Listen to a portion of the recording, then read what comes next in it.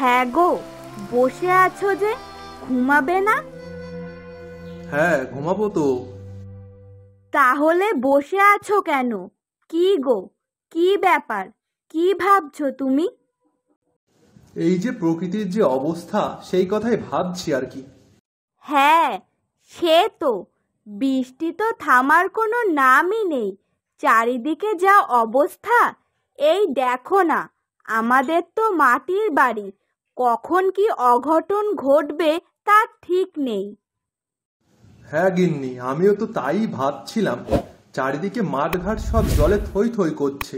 আজকেই তো শুনছিলাম পাশের গায়ে বৃষ্টিতে নাকি আমাদের মতো একটা মাটির বাড়ি ভেঙে গেছে। তাই একটু চিন্তা হচ্ছে। সে কি গো? হ্যাঁ গো, ওই জন্য একটু চিন্তা হচ্ছে। আর তারপর যদি গ্রামের জলগুলো বেরিয়ে যেত তাহলে এত অসুবিধা হতো না। তা তোমরা গায়ের মোড়লের সাথে এইসব কথা বলতে পারছো না? হ্যাঁ, দেখি কালকে সবাই মিলে একটু মোড়ল সাহেবের কাছে যাব। এর কিছু একটা ব্যবস্থা তো করতেই হবে। আচ্ছা বেশ, নাও এবার ঘুমাও তো দেখি, অনেক রাত হলো। হ্যাঁ।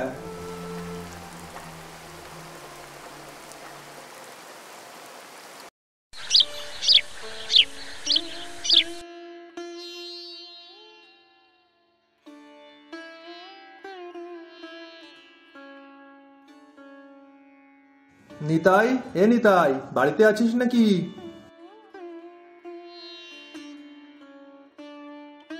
হ্যাঁ রে বল, সকাল সকাল এখানে আসলি, কিছু কি হয়েছে? কিছু হয়েছে মানেটা কি, তুই জানিস না কিছু? না তো, কেন, কি হয়েছে? আরে ওই পাশের গায়ে সদানন্দদের মাটির বাড়ি তো ভেঙে গেছে, কেন তুই শুনিসনি? না রে, কবে কি হলো? আরে কাল সন্ধ্যাবেলার দিকে রে। এ বাবা, এ তো খুবই খারাপ ব্যাপার। হ্যাঁ রে। আচ্ছা, বলছি কারোর কোনো ক্ষতি হয়নি তো? না রে, ঠাকুরের ইচ্ছায় কারোর কিছু হয়নি। যাক, বাঁচা গেল তাহলে। কেন গো, কার কি হয়েছে? আর বলো না গিন্নি, পাশের গায়ে সদানন্দের বাড়ি বৃষ্টিতে ভেঙে পড়ে গেছে, কিন্তু ঠাকুরের কৃপায় কারো কিছু হয়নি। ও আচ্ছা, ভাগ্যিস কারোর কিছু হয়নি। তা দাদা, আপনি ভেতরে আসুন, বাইরে দাঁড়িয়ে আছেন কেন? না না, এখন আর ঘরে যাব না। চল একটু মোড়ল মশাইয়ের বাড়িতে যাব। তুইও যাবি আমাদের সাথে। কি করতে? ওই এই সব বিষয়ে কথা বলতে যাব। দেখ, বর্ষাকাল, বৃষ্টি তো হবেই, কিন্তু জলগুলো যদি গায়ের বাইরে বেরিয়ে যেত তাহলে অসুবিধা ছিল না। হ্যাঁ, সে তো ঠিকই বলেছিস। আর তাছাড়াও কাল না হয় ওদের কারুর কোনো ক্ষতি হয়নি, কিন্তু কে বলতে পারে ওই একই ঘটনা যদি আমাদের সাথে হয়, আর ঠাকুর না করুক আমাদের যদি কোনো ক্ষতি হয় তখন? আমি তো কাল রাত্রে ঘুমাতেই পারিনি এই সব ভেবে। হ্যাঁ যে, এ তো খুবই চিন্তার বিষয়। হ্যাঁ, সেই তো, চিন্তা তো হবেই। কি গো, তুমিও যাও দাদার সাথে, বুঝলে? দুজনে গিয়ে মোড়ল সাহেবের সাথে একটু কথা বলে আসো, যদি কোনো সমাধান বার করতে পারো তো। হ্যাঁ, যাব। চল তাহলে, আর দেরি করে লাভ নেই। কালকে গোপালও বলছিল যে ও আমাদের সাথে যাবে, ওকেও ডাকতে হবে আবার।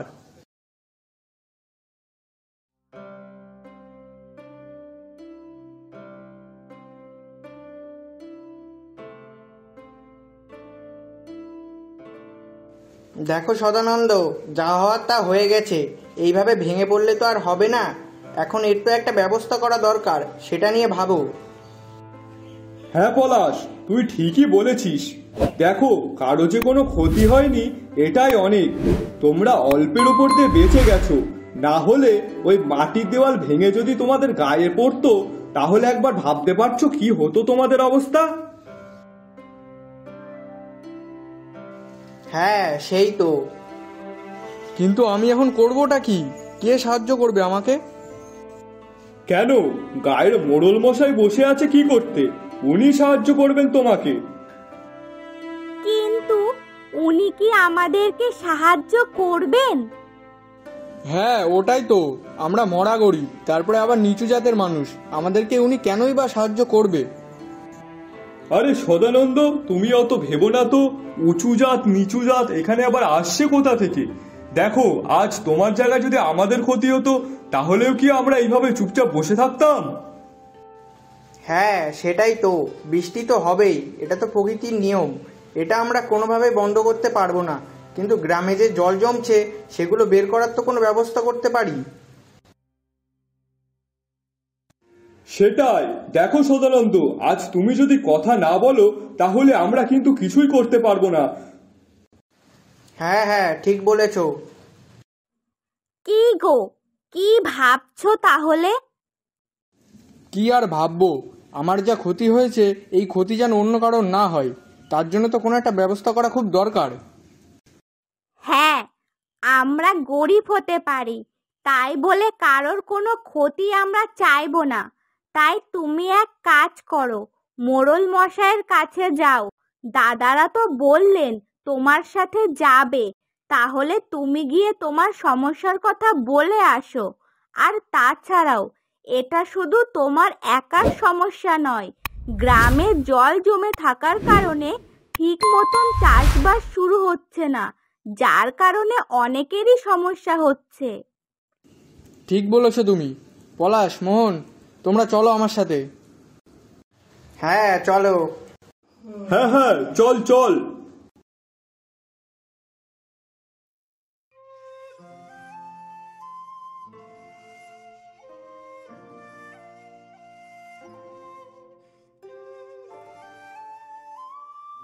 মোড়ল মশাই, ও মোড়ল মশাই। দাঁড়া তুই, আমি ডাকছি। মোড়ল মশাই, ও মোড়ল মশাই। কি হয়েছে? তোরা এত সকাল সকাল আমার বাড়িতে কি করছিস? আপনি তো পাকা বাড়িতে আছেন, তাই কোনো মালুম পাচ্ছেন না। কবে বুঝবেন আমাদের অবস্থাটা? মানেটা কি? কি বলতে চাইছিস তুই? রামু, মাথা ঠান্ডা কর, আমি মোড়ল মশাইকে বুঝিয়ে বলছি। দেখুন মোড়ল মশাই, আপনি জানেন কি না সেটা আমি জানি না, তবে গতকাল সন্ধ্যাবেলায় পাশের গায়ে সদানন্দের বাড়ি ভেঙে পড়ে গেছে। তবে ঠাকুরের কৃপায় কারো কিছু ক্ষতি হয়নি।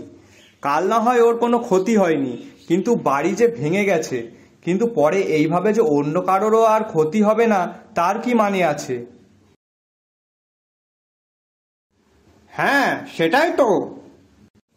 শুধু তাই না, মাঠে ঘাটে সব জায়গায় জল জমে আছে। এখন যদি এই জল গ্রামের থেকে বের না করা হয় তাহলে তো গ্রামের মানুষের অনেক ক্ষতি হয়ে যাবে। হ্যাঁ, ঠিক বলেছিস রামু। দেখুন মোড়ল মশাই, আমি আর আমার স্ত্রী আগের দিন মরতে মরতে বেঁচে গেছি। এখন আমি চাই না যে এমন ক্ষতি আর কারুর হোক, তাই আপনি যত তাড়াতাড়ি সম্ভব গ্রামের জলগুলো যাতে বেরিয়ে যায় সেই ব্যবস্থা করুন। বুঝলাম। না মোড়ল মশাই, শুধু বুঝলেই হবে না, এর একটা ব্যবস্থা করতে হবে। কাল রাতে আমাদের চিন্তায় ঘুম হয়নি। হ্যাঁ হ্যাঁ, ব্যবস্থা তো করবই। হ্যাঁ, সে তো আপনাকে করতেই হবে, কারণ আপনি এই দুই গায়েরই মোড়ল হন, তাই দুই গ্রামের ভালো খারাপ দেখার দায়িত্ব আপনারই। হ্যাঁ হ্যাঁ, দরকার হলে আপনি গ্রামের মাঝে যে বাঁধটা রয়েছে সেটা আপনি খুলে ফেলার ব্যবস্থা করুন, তাহলে সমস্ত জল বেরিয়ে যাবে, তাহলে আর কোনো অসুবিধাই থাকবে না। হ্যাঁ বাবু, পলাশ কিন্তু ঠিকই বলেছে, আপনি জলগুলো বেরিয়ে যাওয়ার ব্যবস্থা করুন, না হলে অনেক ক্ষতি হয়ে যাবে। আচ্ছা বেশ, চল তাহলে বাঁধের ওখানে যাই। হ্যাঁ হ্যাঁ, চলুন চলুন। চলো সবাই।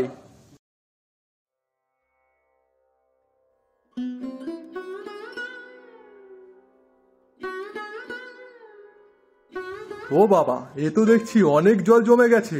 শিগগিরই জলগুলো সব বের করার ব্যবস্থা করতে হবে, না হলে দুই গ্রামে কিন্তু জলে ডুবে যাবে। হ্যাঁ, সেটাই তো আমরা এতক্ষণ ধরে বলছি। কিন্তু বাঁধটা খুলতে গেলে তো সময় লাগবে, আর আমরা তো সাথে করে কিছুই আনিনি। বাঁধটা খুলবেন কি করে? ওটা তো কাঠের বাঁধ, তার থেকে বরং বাঁধটা ভেঙেই দিন। হ্যাঁ, তাহলে জল তাড়াতাড়ি বেরিয়ে যাবে। আর সামনে যদি কারোর বাড়ি থেকে থাকে তাহলে সেখান থেকে গিয়ে কুড়ুল নিয়ে আসলে হয়ে যাবে। হ্যাঁ, তাও হয়। তোদের মধ্যে সামনে কারোর বাড়ি আছে নাকি? হ্যাঁ, আমার বাড়ি এখান থেকে একটু দূরেই। তাহলে গোপাল যা, গিয়ে তোর বাড়ির থেকে কুড়ুলটা নিয়ে আয়, আর দরকার হলে আশেপাশে কারোর বাড়িতে যদি থাকে সেটাও নিয়ে আয়।